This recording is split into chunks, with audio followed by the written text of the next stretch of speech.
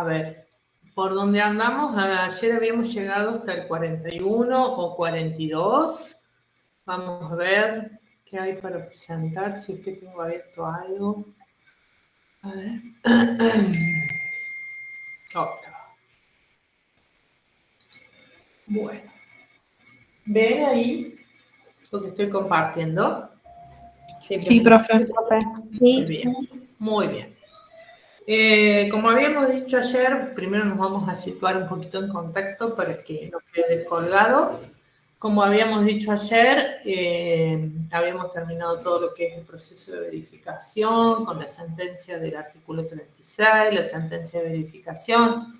Después habíamos visto la vía recursiva incidental del artículo 37, cuando no es satisfactorio el resultado que espera quien inició el incidente de revisión, recién allí puede apelar. Y habíamos visto también la acción por dolo del artículo 38, como cierre, digamos, a toda la parte de lo que puede hacer aquel que dice ser acreedor y quiere demostrarlo para estar inmerso en lo que es el pasivo concursal. Luego, ayer vimos el contenido del informe general, que, como bien dijimos, es un informe que versa sobre la concursada. Ya no se habla más de los acreedores, como sucede en el 32, 33, 34, 35, 36, 37 y 38, sino que en el 39 habla la sindicatura respecto a la concursada. Posteriormente a eso vimos que se puede observar ese informe general, a diferencia de lo que pasa con el informe individual, que puede ser objeto de algún tipo de aclaratoria, pero no de observación como tal. Y después vimos la propuesta de clasificación y agrupamiento de acreedores que debe, pero no tiene sanción, hacer el deudor.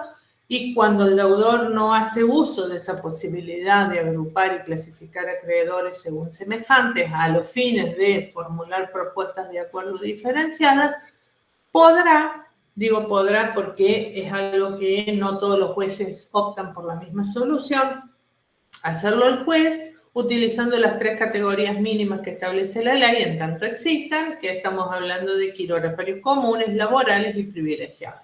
Y a su vez puede, si lo considera pertinente, el juez establecer subcategorías. Lo mismo puede hacer el deudor respecto a establecer subcategorías. Terminado ese proceso de agrupamiento y clasificación, el juez va a dictar una sentencia en los términos del artículo 42, en donde dice que establece los grupos de acreedores y las clasificaciones, ¿sí? Tendrá quirografarios comerciales, quirografarios financieros por saldo de cuenta corriente, tendrá privilegiados laborales, tendrá quirografarios laborales, tendrá créditos con privilegio especial, prendario, hipotecario, lo que fuera, ¿sí? En los términos de acuerdo a lo que vimos en el 241, en el 246, en el 248, de tipología de crédito. Cerramos esa etapa y empezamos con lo que conocemos como periodo de exclusividad, propuesta de acuerdo, entiéndase en el último tramo de lo que es el proceso de concurso preventivo y siempre en el objetivo de que el deudor logre el acuerdo preventivo, de tal manera de salvar la empresa, hacerla viable y sacarla y superar el estado de cesación de pagos, que es el estado que la tiene enferma a la sociedad, ¿sí? O a la persona humana, si es que el concursado no es una sociedad y es una persona humana. En este contexto empezamos a trabajar lo que es el artículo 43, periodo de exclusividad, propuesta de acuerdo. Este periodo de exclusividad tiene un plazo que es de 90 días desde que quede notificada por Ministerio de Ley la resolución de categorización del artículo 42 o el plazo máximo que el juez determine de acuerdo a la magnitud del proceso, el que no podrá superar 120 días, siempre hablando de hábiles judiciales. El deudor tendrá un periodo de exclusividad para formular propuestas de acuerdo por categorías a sus acreedores y obtener de esto las conformidades previstas en el artículo 45. Esto es lo que dice la letra de la ley, ¿sí? Ahora vamos a la realidad de lo que sucede.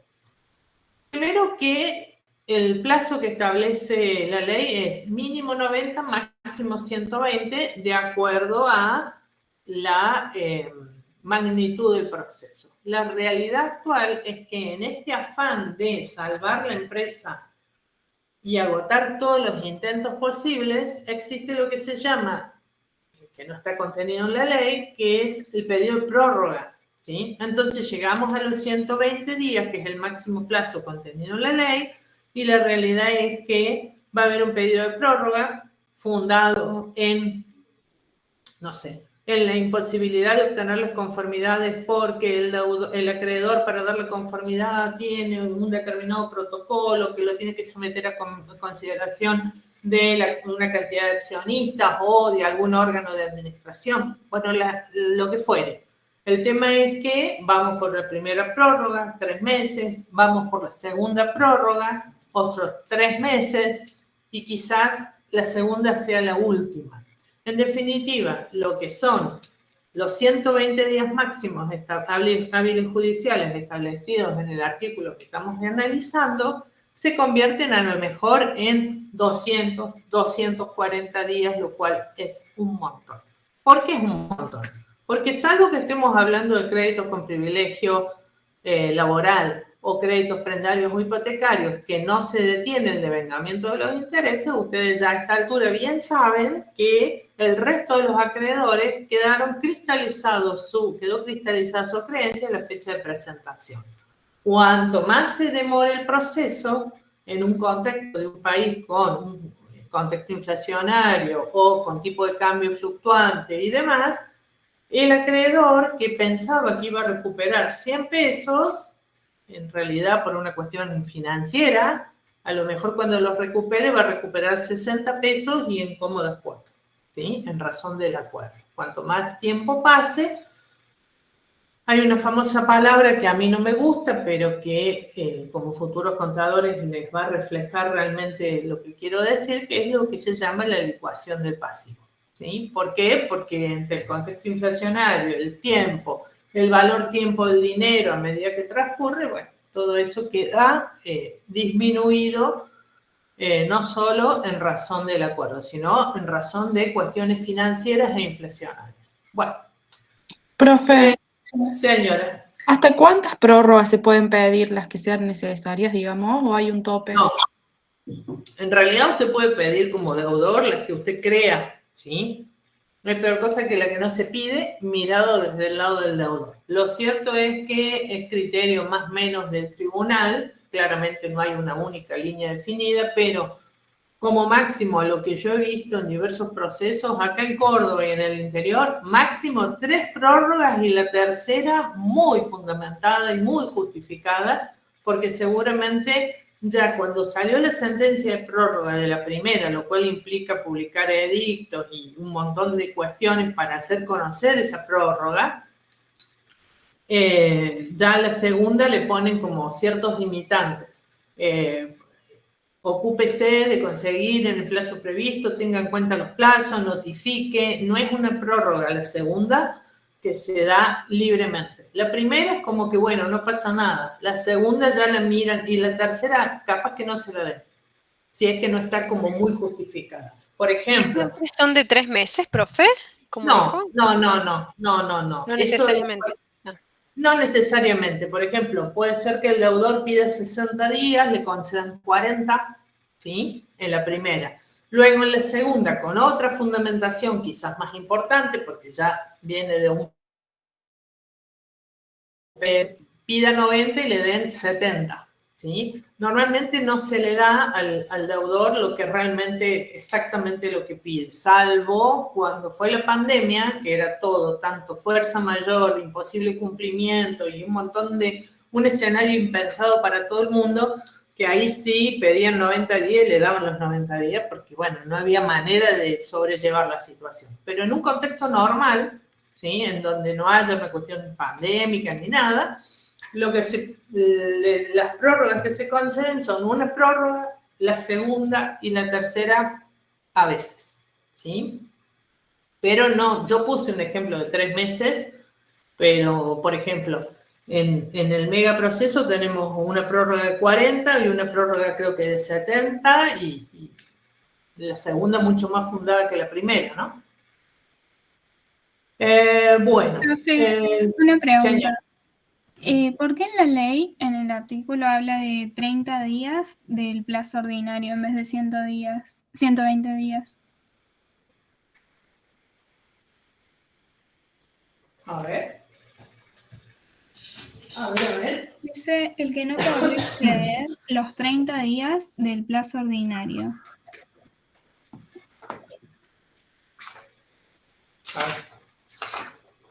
Bueno, no, está bien. Mira, no.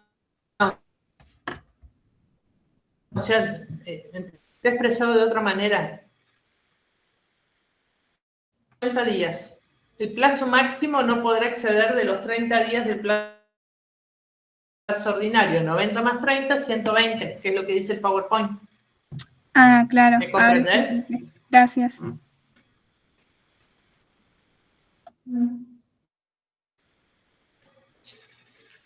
Hola. Se me trabó. ¿Me escuchas? Ahora sí, profe, gracias. Sí, se escucha bien, profe, pero recién se tildó un poquito, pero ya se le escucha bien. Ahora no se le escucha.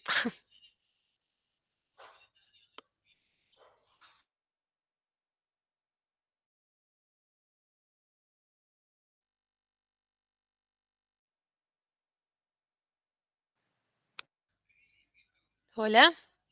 Profe, tiene el micrófono desactivado.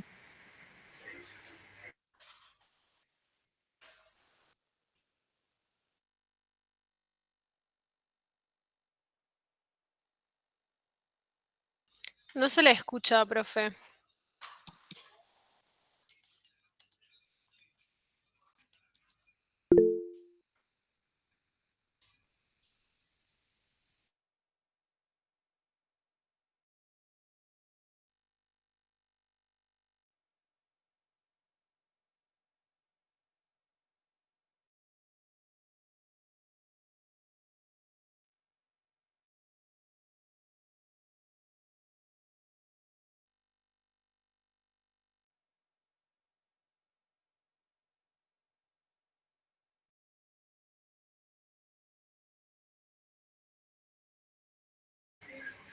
Profe, no se le escucha porque tiene el teléfono. Ahí está. Bueno, les cuento que tengo, como verán, una conexión divina de internet, un ejemplo. Bueno, el tema es hasta dónde escucharon cuando había una compañera que estaba preguntando de los 90 a los 120 días y por qué la ley dice otra cosa. En realidad está expresado de otra manera. Sí, se escuchó. ¿Se Se escuchó? escuchó eso. Sí, Exacto. ¿Quedó claro? ¿Se entendió? Gracias. Quedó claro, Sí, profe. gracias. Perfecto, muy bien. ¿Para qué es este periodo de exclusividad? Este periodo de exclusividad es el periodo en donde el deudor va a negociar con los acreedores. ¿Con cuáles acreedores? ¿Con todos? ¿Con los denunciados o con los de la sentencia de verificación? ¿Con qué acreedores?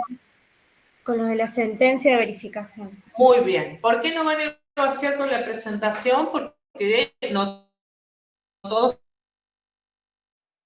pasan. Los que están reconocidos en la sentencia, los cuales se tienen por cosa firme y es definitiva a los fines de cómputo de mayorías y bases del acuerdo, son con los cuales va a negociar el deudor. Salvo que, ¿sí?, esté bajo revisión. A ver, esta incompatibilidad que vamos a tener y que vamos a analizar en un futuro respecto a el efecto que produce la sentencia de verificación, que es definitiva a los fines del cómputo de mayorías y base del acuerdo, encuentra una contradicción con el artículo, lo voy a explicar porque si no después se largan a llorar cuando lo pregunto. Esto es una pregunta que se le hace a los alumnos libres. A ver. Plazo y mayorías.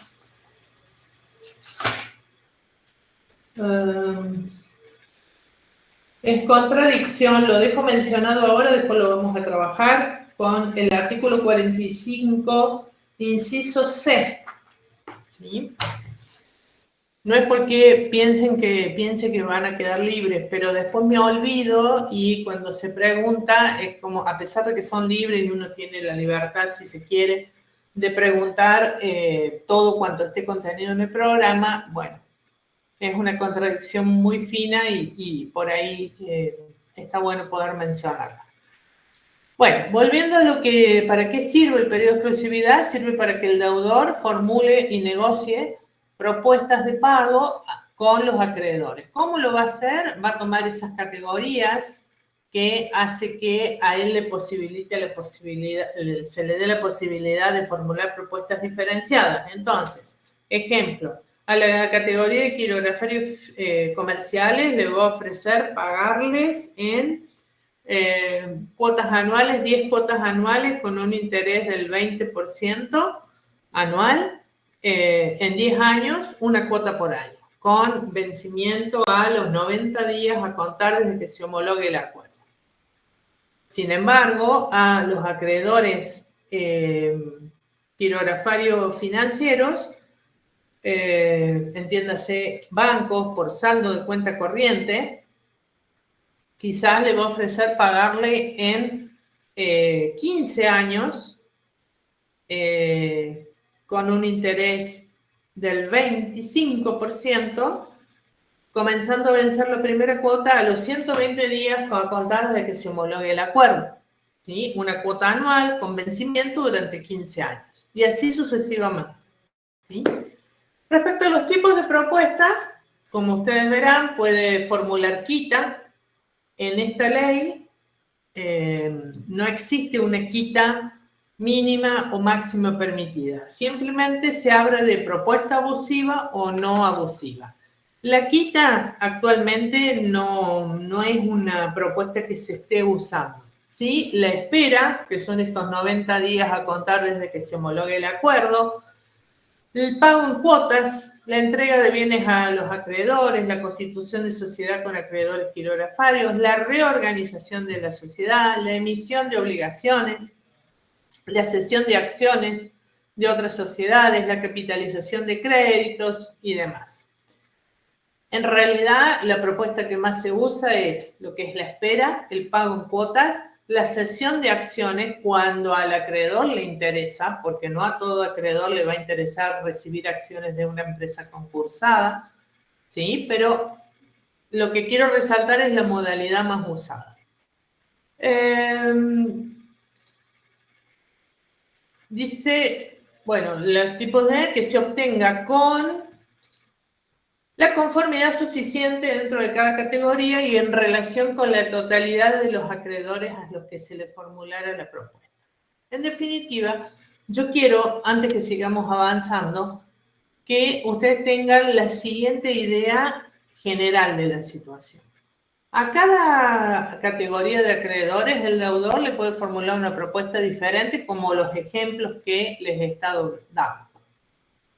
Sin embargo, quiero que tengan presente que en un concurso preventivo, los únicos acreedores que votan, que dan el sí o el no a la propuesta, son los acreedores quirografarios.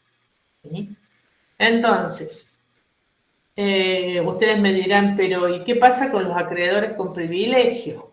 Bueno, los acreedores con privilegio se les puede o no formular propuesta, pero la realidad es que más allá de lo que marca la norma, que lo vamos a trabajar y lo vamos a aprender, la realidad es que a los acreedores con privilegio, como son una bomba en los términos del artículo 80, entiéndase, si no se llega a un acuerdo con los acreedores privilegiados, ellos están habilitados a pedir la quiebra de la que está en concurso, ¿sí? La quiebra de la concursada. Entonces, el objetivo del concurso se ve truncado porque el acreedor privilegiado, en función de lo dispuesto en el artículo 80, pidió la quiebra si no se llegó a un acuerdo. Ahora, ustedes me dirán, pero ¿y cómo? No entiendo si en realidad usted me está diciendo que los que votan son los quirografarios. Sucede que lo que marca el artículo 45 respecto a la mayoría necesaria para que se logre el acuerdo preventivo, dice mayoría de acreedores con derecho a voto. ¿Quiénes tienen derecho a voto? Los quirografarios. Mayoría de acreedores con derecho a voto, que a su vez representen al menos las 2/3 partes, entiéndase el 66%, no el 75%, que es las 3/4, digo esto por algunos escritos llamativos matemáticamente. Entonces, mayoría absoluta de acreedores con derecho a voto que representen al menos las 2/3 partes del capital computable, que es una fórmula, dentro de todas y cada una de esas categorías que armó el deudor, o si el deudor no lo armó el juez. ¿Sí? En esto que acabo de decir, que es la fórmula mágica para que el deudor logre el acuerdo preventivo, en ningún momento hablé de privilegiados. ¿Sí? Los privilegiados corren por un mundo paralelo, en donde el deudor va a negociar propuestas con los acreedores quirografarios, con los comunes, y además va a negociar por un mundo paralelo los créditos, los acreedores privilegiados. ¿Por qué? Porque si no resuelve los privilegiados, si es que existen, y los privilegiados no tienen forma de cobrar ni ven solucionado su acreencia, claramente lo que van a hacer es pedirle quiebra. Y se acabó el concurso preventivo. ¿Se entiende? Esto es importante que lo comprendan antes que sigamos avanzando, porque después me dicen, ¿y cómo es? ¿Y qué pasa con los privilegiados? ¿Y a dónde quedan? Esto es. Sí. O sea que la ley dice que sí o sí le tengo que yo formular propuesta a los quirografarios. Y en cuanto a los privilegiados no me obliga, pero es conveniente hacerlo porque si no me piden la quiebra. Exactamente, eso dice la ley, tal cual. Bien, y dentro de esos quirografarios también puedo contemplar los privilegiados que renuncian a su privilegio para Por supuesto, porque no son más privilegiados, renunciaron al privilegio para convertirse en quirografario y poder votar. Bien, profe. Muy bien. Vamos a seguir analizando el PowerPoint. Las propuestas deben contener cláusulas iguales dentro de la misma categoría, pudiendo ser diferentes entre las categorías, como les expliqué recién. Siempre hacemos el mismo parangón, el mismo ejercicio, en donde a la categoría de quirografarios laborales le ofrezco comer milanesa con papa frita. A los acreedores quirografarios financieros les ofrezco un plato de ravioles. ¿Sí? Son todos menús de propuestas diferentes. ¿Sí? Entonces, volviendo a un ejemplo técnico, 10 años de cuotas, una cuota por año con un interés de tasa nominal anual del 10%, a los financieros 15 años, una cuota por año, con un refuerzo a los 6 meses, X. ¿Sí? Entonces, a cada grupito, una propuesta. Pueden ser diferentes las propuestas entre categorías, pero con cláusulas iguales dentro de la misma categoría. ¿Sí? El deudor puede efectuar más de una propuesta respecto a cada categoría, entre las que podrán optar los acreedores incluidos en ella. Solo una resultará la elegida en esa categoría. Volviendo al ejemplo que estábamos trabajando antes, a los acreedores quirografarios, no me acuerdo cuáles fueron los primeros que nombré, pero sí me acuerdo que dijimos milanesa con papa frita. A ese grupito le puedo ofrecer yo, deudora, milanesa con papa frita o hamburguesa con papa frita. Elija. Una sola va a ser la propuesta ganadora en esa categoría. ¿Se entiende? Por eso es válido trabajarlo desde otro ejemplo que les quede claro cómo se trabaja en la realidad.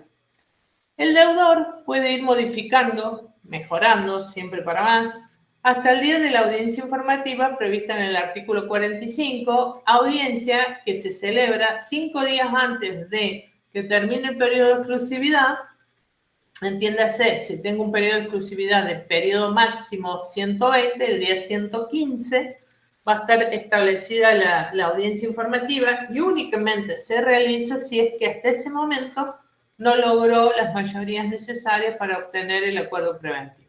Si la fue acercando al tribunal a las mayorías que es un escrito, que es pasado por ante escribano, en donde se da cuenta que presta la conformidad y que admite que se le pague en 15 cuotas anuales con un interés del 20%,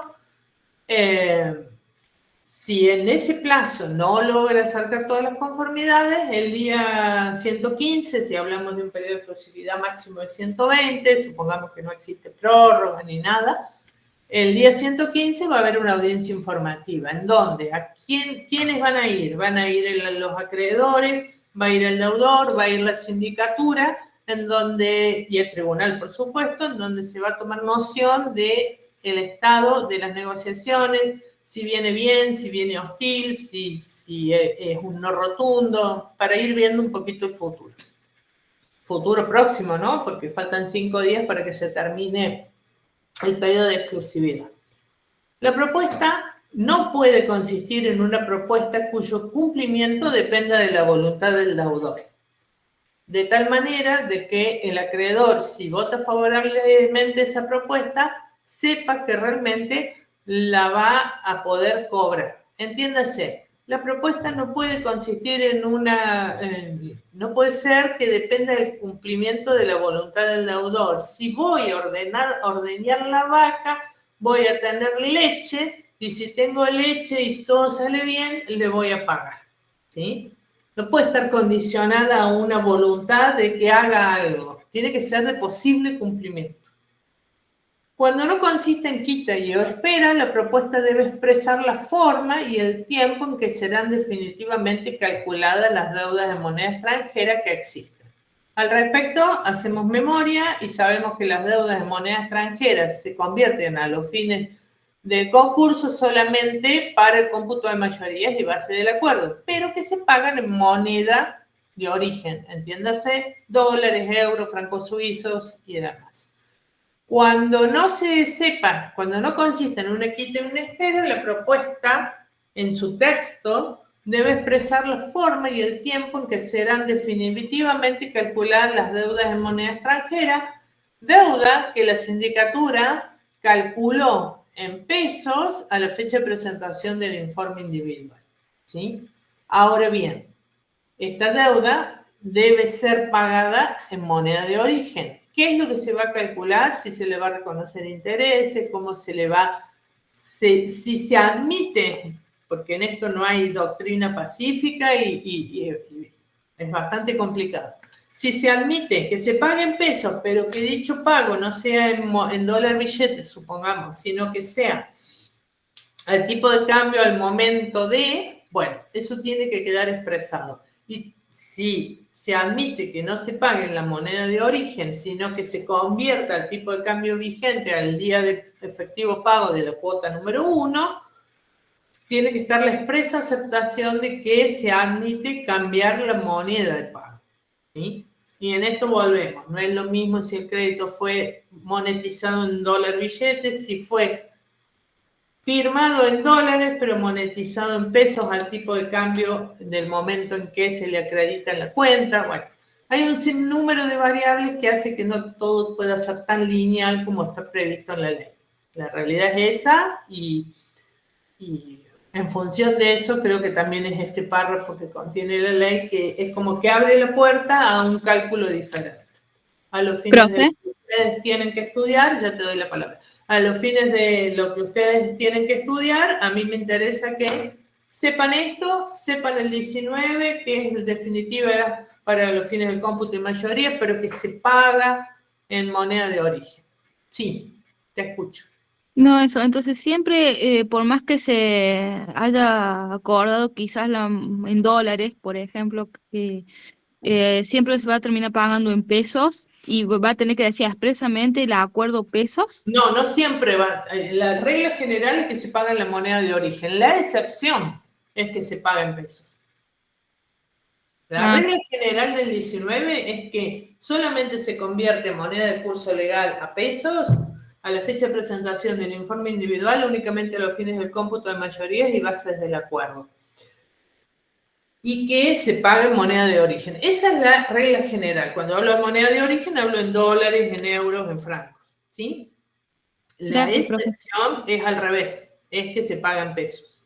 Al tipo de cambio convenido, puede ser oficial, dólar blue, dólar MEP, dólar REP, todo lo que exista a la fecha de vencimiento de la cuota. Pero esa es la excepción. Gracias. Muy bien. ¿Qué más nos dice? Renuncia al privilegio. Créditos no laborales tiene que ser mayor o igual al 30%. Por la parte renunciada pasa a ser crédito quirógrafo.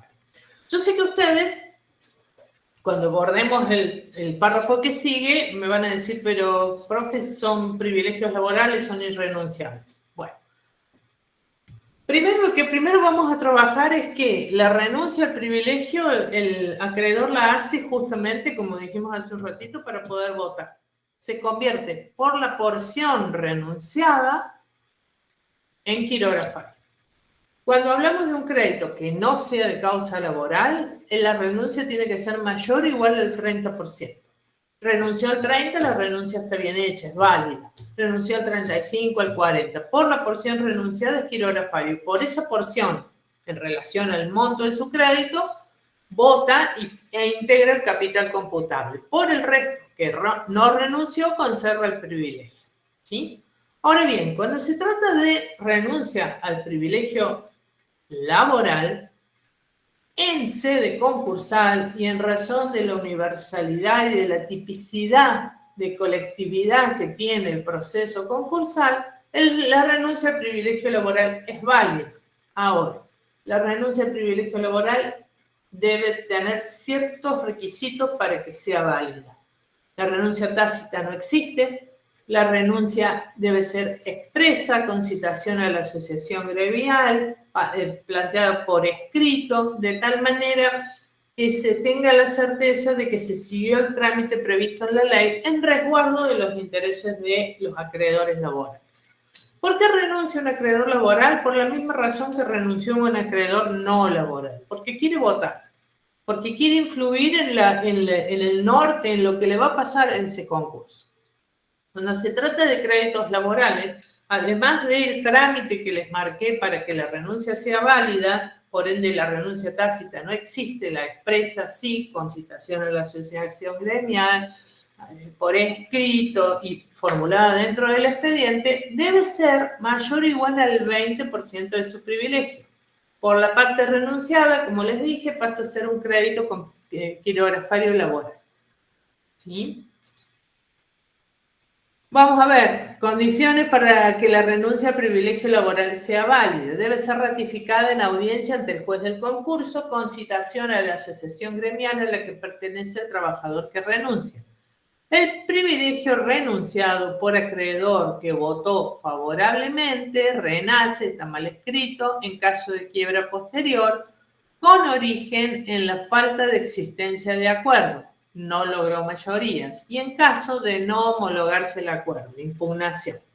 Estos dos casos claramente todavía no hemos llegado, ¿sí? Pero los dejo mencionados porque les facilita el estudio. Después, ¿qué más dice? Propuesta en el expediente con una anticipación no menor a 20 días antes del vencimiento del plazo de finalización del periodo de exclusividad. Si no la hace pública, será declarado en quiebra indirecta, salvo que esté comprendido mucho de artículos que todavía no hemos desarrollado. Profe, Entonces, perdón, se cortó. Llegamos hasta los 20 y ahí se cortó después. No sé si quiere repetir. bueno, dice, bueno, ahora me escuchan, yo voy a hacer lo siguiente. Les decía que esta parte del PowerPoint tiene muchos artículos que no hemos trabajado porque son artículos a los cuales, por una cuestión de números, no hemos llegado. Entonces, para que se comprenda correctamente, lo que voy a hacer es explicarle algunas cositas que están mencionadas acá. Cuando nosotros dijimos condiciones para que la renuncia al privilegio laboral sea válida, dice, que ya lo habíamos visto, que debe ser ratificada en audiencia ante el juez del concurso, con citación a la asociación gremial a la que pertenece el trabajador que renuncia, tiene que ser por escrito, la renuncia tácita verbal no existe y demás. Muy bien. Después, ¿qué más dice? El privilegio renunciado por acreedor que votó favorablemente dijo que sí al acuerdo. Renunció un acreedor laboral que la renuncia debe ser mayor o igual al 20%, renunció al 40%. Su crédito era 1.000.000. Votó favorablemente y su incidencia en el capital computable es el voto 400.000 pesos. ¿Sí? Porque renunció al 40% y se convirtió en quirógrafo. Sin embargo, dice la ley que renace en caso de que se decrete la quiebra indirecta con origen en la falta de existencia de acuerdo. ¿Cuándo se da esa situación? Cuando no logra las mayorías. ¿Cuándo no logra las mayorías? Cuando esta doble mayoría que yo ahora voy a volver a repetir no se logra. ¿Cuál es la doble mayoría? Mayoría absoluta de acreedores que representen al menos las 2/3 partes del capital computable. Puesto de otra manera, mayoría absoluta. ¿Qué es mayoría absoluta, mis queridos futuros contadores? ¿Qué es? Más de la mitad, 50% más 1. ¿Más de las 2/3 partes? No, esa es la otra parte. Si 50 son más 10, 1. si son 10, por ejemplo, sería 6 la mayoría. ¿Qué sería? ¿Más de la mitad? ¿50% más 1? 50% más 1. No diría yo. ¿No? Bueno, vamos a hacer la división. 9 acreedores, mis niños. 50% más 1 es mayoría absoluta. 9 acreedores, ¿cómo es? 4,5 es la mitad de 9. 4,5 es la mitad de 9 más 1, 5,5. Es 5 acreedores y un brazo, una cabeza, un pie. 5. Bueno, es más de la mitad. Mayoría absoluta en la ley de concursos es más de la mitad. Entiéndase. 9, 5. Número redondo. ¿Sí? Muy bien. Vamos a desarrollar. Mayoría absoluta de acreedores. 9, 5 acreedores. Que a su vez no unen con la palabra y. ¿Sí? Que a su vez representen, por eso hablamos de una doble mayoría, que a su vez representen al menos las 2/3 partes del capital computable. ¿Sí? Si ustedes, a la hora que uno toma mayorías, ponen mayoría absoluta de acreedores y las 2/3 partes del capital computable, pareciera que ambas cosas no tienen vínculo, sino que son dos cosas que no tienen vínculo y que tienen que estar.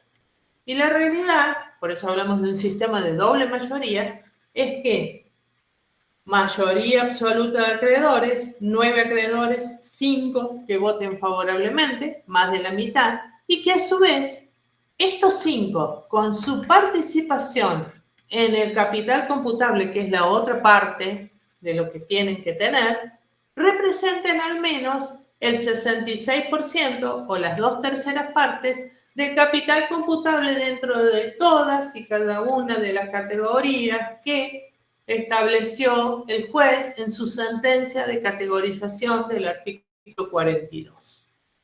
Esto que acabo de explicar es el eje central a través del cual el deudor logra el acuerdo preventivo o no lo logra. ¿Sí? Y es importante que lo entiendan, y si no lo entienden, me preguntan y volvemos sobre lo mismo, porque si esto no lo entienden, no van a entender cómo se logra o no un acuerdo preventivo. ¿Sí? ¿Dudas, preguntas sobre esto mientras tomo agua?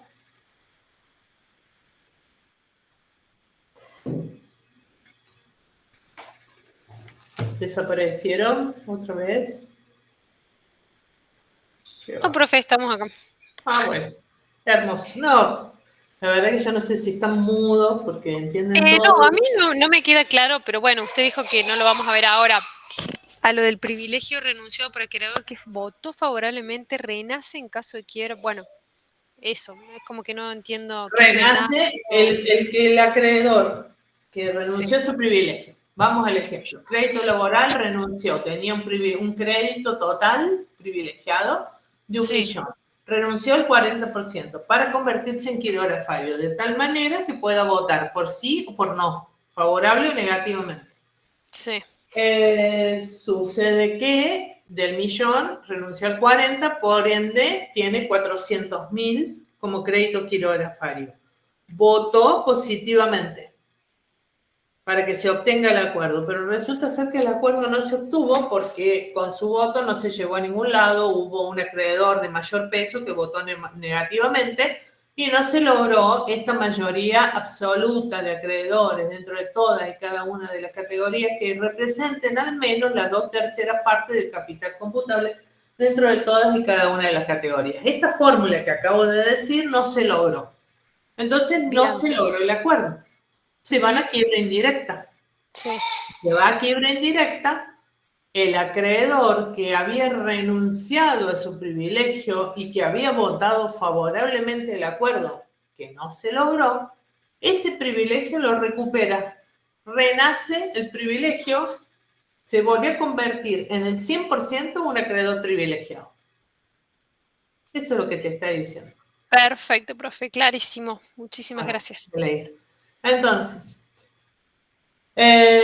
volvimos. No se logró el acuerdo por falta de existencia de acuerdo, no lograron mayorías y también pasa lo mismo en caso de no homologarse el acuerdo por impugnación. Yo siempre digo que en esta instancia es bueno que cuando tengan dudas tomen nuestra querida línea de tiempo y vean cómo es el antes y el después. Resulta ser, y esto lo voy a trabajar de memoria, ser que cuando superamos esta etapa de periodo de exclusividad, el juez va a analizar si logró todas las conformidades y si las logró, va a hacer saber en los términos del artículo 49, ¿sí? Va a ser público en el expediente que hemos llegado a esta fórmula mágica, mayoría absoluta que representa la 2/3 parte del capital computable dentro de toda y cada una de las categorías. ¿Sí? A ese acuerdo, a esa existencia de acuerdo regulada en el artículo 49, le pueden pasar muchas cosas. Yo siempre digo que es como que va cambiando de estado. Lo mejor que le puede pasar a esa existencia, contentos porque en teoría la concursada va a poder superar el estado de cesación de pago, lo mejor que le puede pasar es que se homologue el acuerdo. O puesto de otra manera, que tenga firma del juez y tenga de acuerdo para ser ejecutado. ¿Sí? Eso es lo mejor que le puede pasar al acuerdo, que se homologue, que el juez lo firme y que entre en etapa de cumplimiento. Pero puede suceder que entre que el juez diga que existe acuerdo en los términos del artículo 49 hasta que llegue a la homologación, puede ser que se lo impugne. Antes de que se homologue, puede ser que se lo impugne por error en el cómputo del activo, en el cómputo del pasivo, que se le hayan dado privilegios a acreedores que no tenían tales, ¿sí? Entonces, esa noticia tan hermosa de que se obtuvo el acuerdo preventivo ya no sirve porque no va a poder homologarse porque se impugnó. Rechazada la impugnación, porque va a tener un trámite por sí o por no, rechazada la impugnación porque no tiene fundamento, se va a homologar. Ahora bien, si la impugnación tiene fundamento y la admite, no hay acuerdo preventivo. Si no hay acuerdo preventivo, porque no se va a poder homologar, el privilegio del acreedor laboral que renunció y que votó favorablemente el acuerdo, renace al 100%, vuelve a ser 100% privilegiado. En la quiebra indirecta que se decrete por falta de existencia de acuerdo porque no logró las mayorías, o en caso de no homologarse el acuerdo por impugnación fue aceptada porque era válida la causal de impugnación. No me pidan nuevamente que yo vuelva a explicar esto, porque me agoté mentalmente. Porque es un montón, porque avancé y les expliqué cosas que no están explicadas, pero que necesito que queden sobre la mesa para que se entienda lo que estoy diciendo. Quedó claro, profe. Gracias. Bueno, ojalá. Después, el deudor debe hacer pública su propuesta en el expediente con una anticipación no menor a 20 días del vencimiento del periodo de exclusividad. También, si no la hace pública, será declarado en quiebra indirecta, salvo que esté comprendido en el artículo 48. ¿Qué tenemos en el 48? Tenemos una clase especial que se llama salvataje empresario o crandown.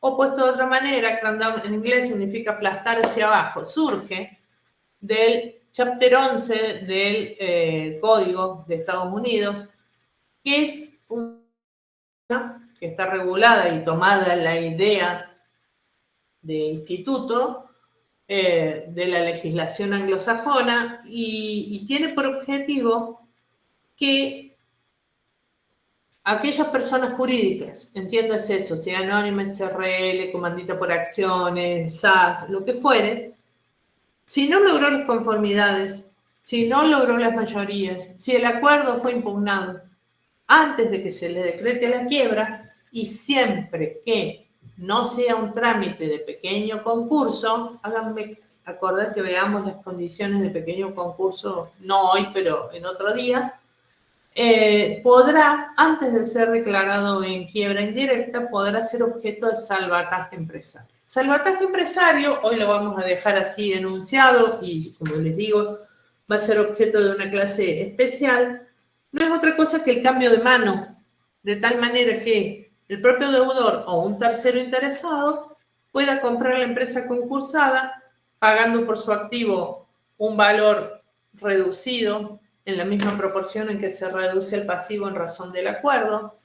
Contadores, futuros contadores, esto es financiera, matemática financiera pura. Y de esa manera evitar la subasta de la empresa por la quiebra indirecta. ¿Sí? Es como una situación intermedia entre el concurso preventivo que no se logró y la quiebra indirecta. Aplicable únicamente a las sociedades y aplicable a las sociedades en tanto y en cuanto el trámite del concurso no sea pequeño concurso. Lo dejamos ahí en suspenso hasta la clase especial. Acreedores privilegiados. Dice el 44. El deudor puede. No dice debe. El deudor puede ofrecer propuestas de acuerdo que comprenda a los acreedores privilegiados o a alguna categoría de estos, a lo mejor no a todos. Para este acuerdo debe obtener las mayorías del artículo 45 respecto a los acreedores en general y la unanimidad de los acreedores con privilegio especial. En definitiva, volvemos a lo que veíamos antes. El objetivo primordial, de acuerdo a la normativa que estamos estudiando, es que el deudor obtenga las conformidades en los términos del artículo 45 de los acreedores quirografarios, ¿sí? Que son los acreedores que tienen derecho a voto. Los privilegiados no tienen derecho a voto, justamente porque tienen un privilegio que los ampara. En cambio, los quirografarios, que son los más desvalidos, que no tienen ningún tipo de privilegio, son comunes y pobrecitos, son los que tienen el poder de votar por sí o por no, por positivo o por negativo. Ahora, claramente, si yo busco, lo voy a buscar acá, el artículo 80 de la ley, petición. Todo acreedor cuyo crédito sea exigible, entiéndase vencido y demás, cualquiera sea su naturaleza y privilegio, puede pedir la quiebra. No vamos a leer más, pero para no confundirlo, pero la realidad es que el deudor puede ofrecer propuestas de acuerdo que comprenda a los acreedores privilegiados, pero si no los arregla y no los calma por fuera del acuerdo preventivo, claramente lo que va a pasar es que el deudor, haciendo uso del artículo 80, le va a pedir la quiebra a la concursada. ¿Qué más dice el 45? El 45 es el que habla de cómo deben cómo deben obtenerse las conformidades de los acreedores quirógrafos. Dice, el deudor debe presentar en el expediente hasta el día del vencimiento del periodo de exclusividad el texto de la propuesta con la conformidad, aprobación efectuada por declaración escrita con firma certificada por ante escribano público, autoridad judicial de, acá viene, la mayoría absoluta de los acreedores con derecho a voto dentro de todas y cada una de las categorías que representen, no pone ni, porque una cosa tiene vínculo con la otra y es una relación biunívoca, va y viene, ¿sí? Al menos las 2/3 partes, 66% del capital computable dentro de cada categoría. Solo resultarán válidas las propuestas cuya fecha sea posterior a la última modificación de propuesta realizada. ¿Se acuerdan que habíamos visto que el deudor puede modificar propuestas siempre mejorando, no yendo para atrás, hasta el último momento? Bueno, solo serán válidas las propuestas cuya fecha sea posterior a la última modificación realizada. Esto es la conformidad que yo tengo que obtener, insisto, sobre los acreedores quirógrafos. Los privilegiados corren por otro lado, con el riesgo que implica un acreedor privilegiado que no esté resuelto. Cuando nosotros, señora. Disculpe, esto es como recién la mayoría, que dijimos la mitad más uno, es lo mismo que hablamos recién, esta Sí, pero no es la mitad más uno, ¿eh? No es la mitad más uno. Más de la mitad. Más de la mitad. Más de mitad. Claro. Si ustedes ponen mayoría absoluta, mitad más uno, está mal, ¿sí? Y esto es una fórmula. Y como toda fórmula, tiene que estar bien desde el principio hasta el final, porque si no el resultado es incorrecto. ¿Qué quiero decir con esto? Que si ponen mayoría absoluta más de la mitad, está bien. Si ponen mitad más uno, va a estar todo mal, ¿sí? Porque, vuelvo a decir, es una relación biunívoca, está unido, que representen este lado y este lado. Por eso hablamos de doble mayoría. ¿Sí? Profe, y una consulta. Acá, bueno, volviendo un cachitito para atrás, Sí. que dice, para los acreedores privilegiados necesitamos la mayoría del artículo 45 que acabamos de leer y Sí. la unanimidad, o sea, son dos cosas que necesitamos por si le llegamos a hacer una propuesta al acreedor privilegiado. Sí, pero Así sería, ¿no? necesitas dos cosas siempre que exista propuesta para privilegiados especiales. Si vos solamente haces propuesta a acreedores con privilegio general, necesitas la del 45, que son las mismas del quirógrafo. Bien. Ah, o sea que es solamente estas dos para el especial, sería el 45 más la unanimidad. Exacto, la unanimidad del privilegio especial si es que les formula propuesta a los de privilegio especial. Perfecto. Bárbaro. Profe, pero el especial no necesita la doble mayoría, solo necesita la unanimidad el especial. ¿Te parece poco? No, me parece un montón, porque hay que poner... Claro, no es solo, es la totalidad. La totalidad, claro. Lo que necesita solo la doble mayoría serían los quirografarios dentro de cada una de sus categorías y el privilegio general. Muy bien, tal cual. Perfecto, pero gracias. A lo que voy es que el privilegio especial, la unanimidad es un montón. Sí. Sí, hay que poner de acuerdo a todos. Profe, yo después lo que le quiero preguntar que nunca entendí es el tema de cuando condicionan una propuesta, o sea, dentro de esas categorías que los quirografarios condicionan a los privilegiados o al revés. Ah, sí, cuando hacemos el ida y vuelta. Esa parte nunca me quedó en claro y no la entiendo. Bueno, vamos a ver. Así como vimos que esto es una fórmula que tiene que estar correcta desde el principio al final, de acuerdo a la interpretación que se le está dando en esta clase, que es la interpretación más correcta y saludable que se puede dar por una cuestión de que cuando hablamos de mayoría absoluta son acreedores que son personas jurídicas o personas humanas, pero que son uno en cada voto, ¿sí? Entonces, yo si tengo 9 acreedores no puedo hacer mitad más 1, porque estaría 4,5 más 1, 5,5, como les dije. Una empresa y media, una persona más un brazo, eso no va, ¿está bien? Entonces, lo mejor que podemos hacer es entender por mayoría absoluta más de la mitad de los acreedores con derecho a voto, o sea que si tenemos 9, necesito 5 votos favorables, que a su vez, con su participación en esta fórmula que vamos a ver ahora de capital computable, representen al menos el 66% y o las 2/3 partes del capital computable dentro de todas y cada una de las categorías. Dicho esto, pasamos a analizar el capital computable. Créditos, ¿cómo se compone? Esto también es una fórmula que se arma dentro de todas y cada una de las categorías. Más allá de que nosotros como síndicos armamos a veces un único Excel y en ese único Excel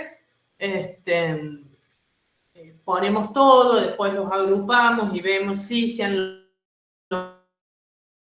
logrado las conformidades. Porque esto, digamos, es habitual, por más que no está previsto en la ley, que una vez que para que haga saber la existencia de acuerdo en los términos del 49, le manda una vista a la sindicatura para que la sindicatura diga, logró las conformidades, bueno, calcule, haga el cómputo y demás. De tal manera de que el tribunal no solo diga que se lograron las conformidades, sino que haya una mirada y una opinión de la sindicatura.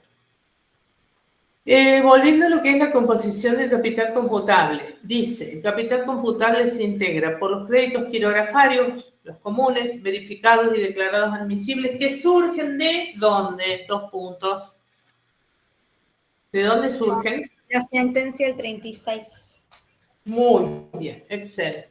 Más los privilegiados cuyos titulares hayan renunciado por la parte renunciada y que se hayan incorporado a la categoría de quirografarios que le correspondan.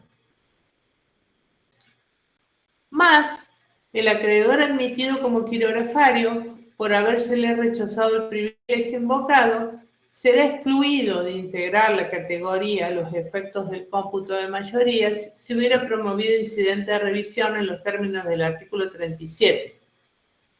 Y acá está lo que es la pregunta de los alumnos libres. ¿Hay alguna contradicción con algún artículo ya visto? Si ustedes buscan los efectos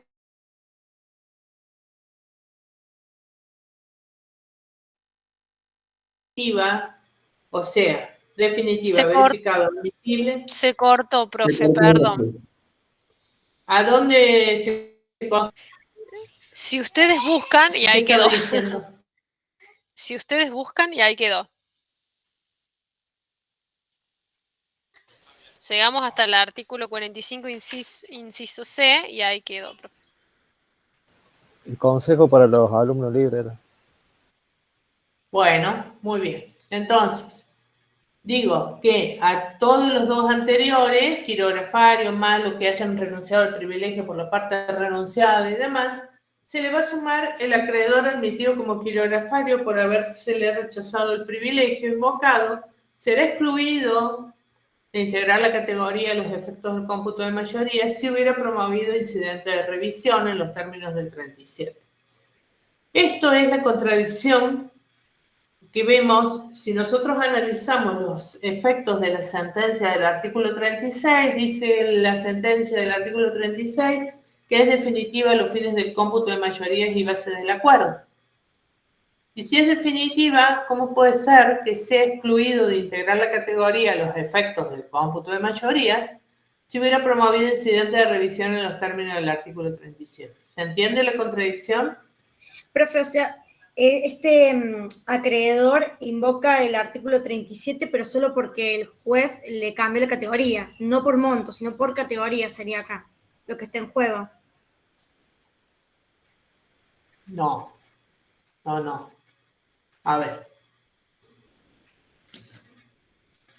La sentencia de verificación establece verificados, admisibles e inadmisibles. Sentencia del artículo 36 que dice, es definitiva, se tendrá por definitiva los fines del cómputo de mayorías y bases del acuerdo. El acreedor que se le rechazó el privilegio puede iniciar incidente de revisión, recurso de revisión. Sí, antes de los 20 días, desde que queda firmado. Muy bien. Exacto. ¿Qué te dice esta parte del cómputo del capital computable? Que será excluido de integrar la categoría a los efectos del cómputo de mayoría si hubiera promovido incidente de revisión en los términos del artículo 37. Esa palabra categoría te está confundiendo. En realidad, lo que está queriendo decir es que no va a ser considerado privilegiado, ¿sí? Se le rechazó el privilegio. Podría ser considerado quirografario para poder sumarlo dentro del capital computable. Claro. Pero se lo va a excluir de sumarlo si hubiese iniciado o promovido incidente de revisión. Ahora, yo pregunto, si yo estoy basándome en la sentencia del artículo 36 y la sentencia del artículo 36 dice que se tendrá por definitiva los fines del cómputo de mayorías y bases del acuerdo, ¿cómo puede ser que este artículo posterior me diga que será excluido de integrar la categoría, será excluido de considerarse quirografario a los efectos del cómputo de mayoría si hubiese promovido incidente de revisión? Claro, hay la una otra contradicción. se contradice, claramente se Es contradice. como que te dice considerarlo como quirografario, pero no puede votar. Pero, claro, no lo puedo considerar si hubiese iniciado el incidente de revisión, pero si era definitiva la sentencia del 36 a los fines del cómputo de mayoría, y ahora estoy computando las mayorías, porque estoy armando el capital computable y me decís que no. Bueno, ¿sí?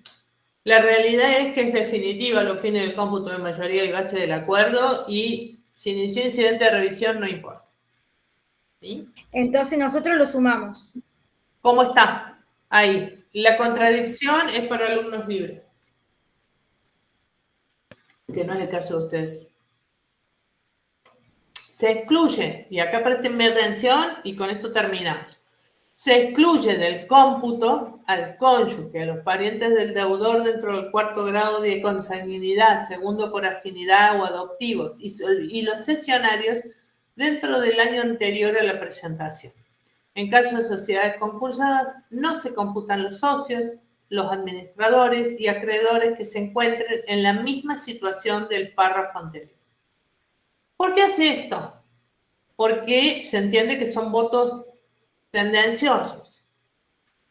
Les aclaro, no siempre la tendencia es favorecer a la concursada, ¿sí? Porque a lo mejor tenemos un cónyuge enojado, un pariente que perdió un montón de plata con la concursada, ¿sí? Entonces, como hay una dosis de tendencia, se entiende a favorecer a la concursada, pero yo digo que no siempre es tan así, se los excluye del cómputo. Para excluirlos, como lo que tenemos arriba es una suma, yo primero los tengo que incluir, luego los tengo que sacar para que el efecto sea neutro, ¿sí?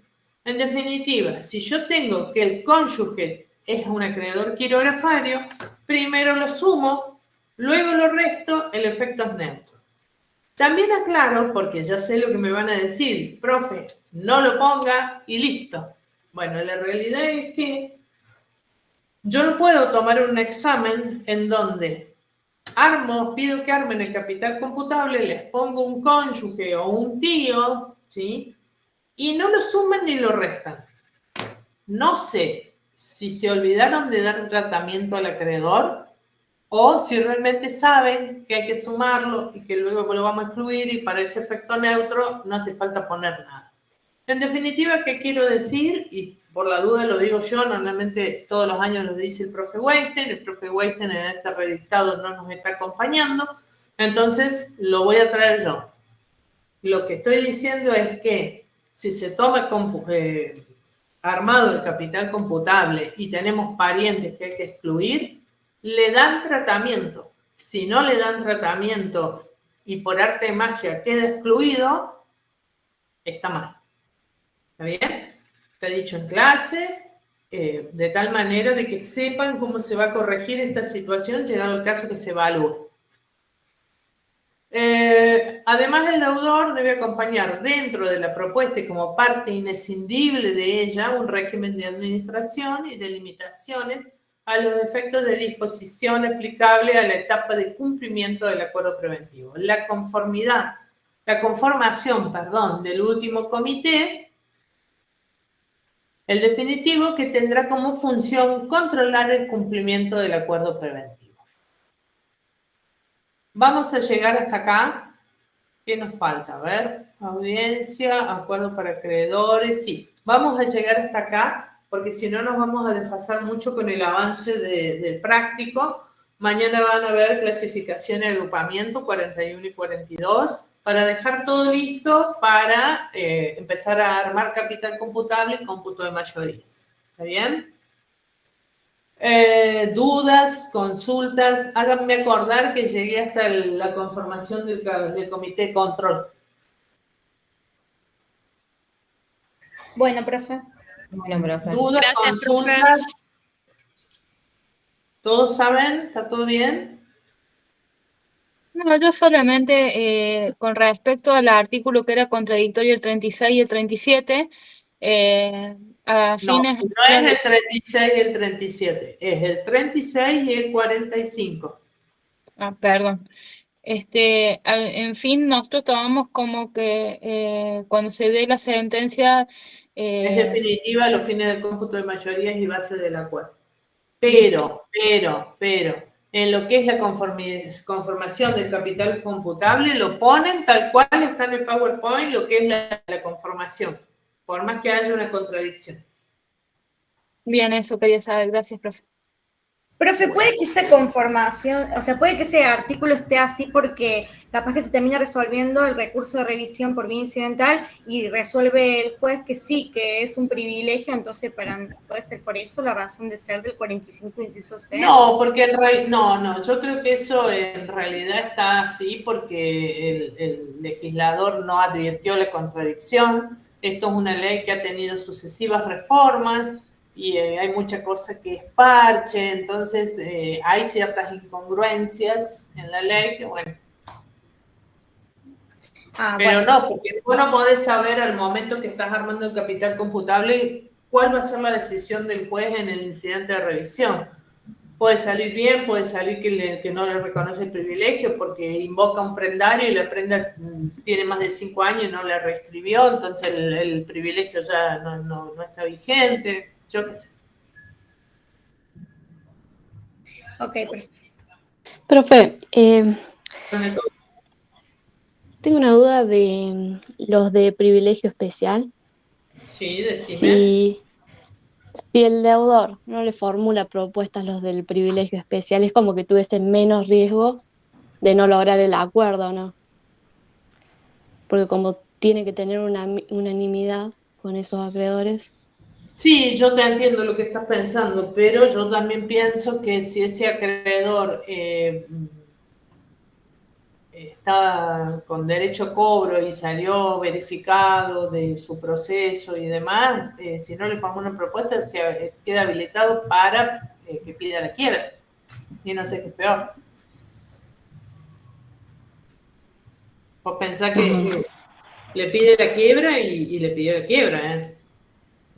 Porque aparte, un acreedor privilegiado seguramente, un fisco, seguramente estamos hablando de un banco en donde tiene hipoteca, prenda, warrant.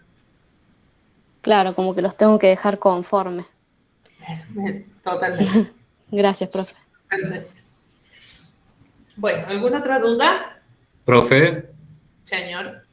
pregunto, cuando habla de la renuncia al privilegio del 40%, y dio el ejemplo que es renunciar de 1 millón al 40%, que sería 400.000, ¿entra al capital computable por 400.000 o por 600.000? No, por la parte renunciada. ¿Cuánto es la parte renunciada? 400.000. Ah, listo. Gracias, profe. Por el resto, por los 600, conserva el privilegio. Claro, muchas gracias. Bueno. ¿Nos vamos? Sí, profe. Bueno, que tengan buenas noches, vayan al práctico mañana y nos vemos el martes si Dios quiere. Chao, profe, gracias. Chao, gracias. Profe, gracias. Chao.